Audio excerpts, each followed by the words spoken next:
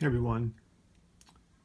In today's video, what I want to do is I want to show you what you can and cannot do with your Gear S3 Classic Bluetooth version smartwatch.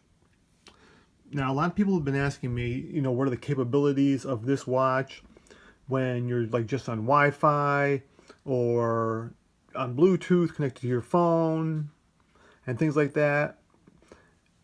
If you forget your phone, what can you do? And the thing I just want to say is this. If functioning standalone is important to you at all, you definitely do not want to get the Bluetooth version of this watch. You want to get the LTE version. I cannot stress that enough, because without being connected to either Wi-Fi or your phone, your functionality is going to be so limited that you're going to regret getting this version of the watch. So, and some people will say, well, I always have Wi-Fi, or I most likely go to a lot of spots with Wi-Fi, so even if I forget my phone, it's not a big deal. But if, you're waiting for a critical phone call or a text or something, you are going to really regret it if, you go to a spot and the Wi-Fi isn't as good as you think, or the Wi-Fi is down, or it's weak, or whatever. So I say again, don't risk it. If standalone for your watch is important, you need LTE. So let's do this. I'm going to take my S7 here, and I'm going to power it off.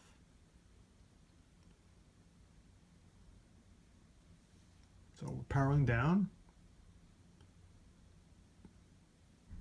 All right, it's off. So now my Gear S3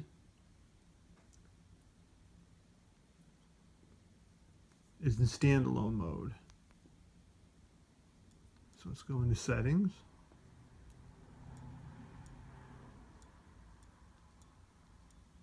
Connections. All right, Bluetooth off, Wi-Fi off. This watch it's on its own. It's totally alone in the world. It's all by itself, not connected to anything. So now let's take a look at some of the most critical things you'll want to use this watch for if you're out there by itself. So let's start with this. Obviously, it will tell time. Time is a built-in feature. Using Samsung Pay, let me just twist up there. I don't want my card to be totally visible. Samsung Pay, you see, I'll just see the little edge of my card. Samsung Pay does work because the NFC and MST are built directly in, so you don't need any other connection in order to make that function.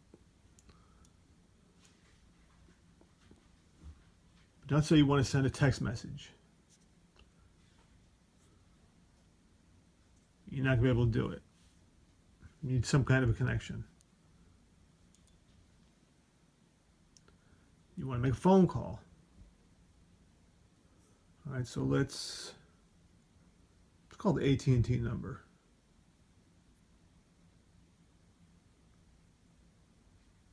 You're not going to be able to do it. You have no connection. Let's try your email. It's a real critical one. Where's my email? Right there.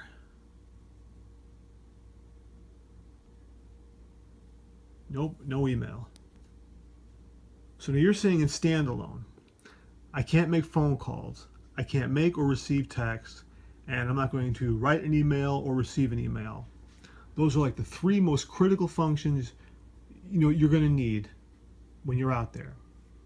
And you're not going to be able to do any of them, okay?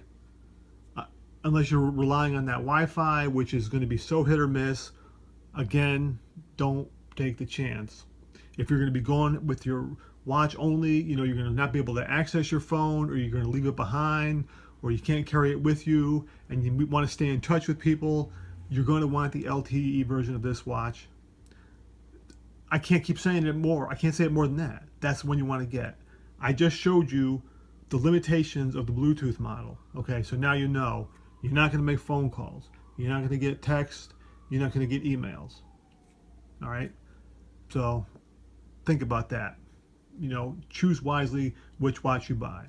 Okay, for me, I don't need the LTE version because I always have either my S7 or my iPhone with me, so I always have some way of staying connected. Okay, if you're not going to have that option, get the LTE version of this watch. All right, you saw this. Okay, thanks for watching.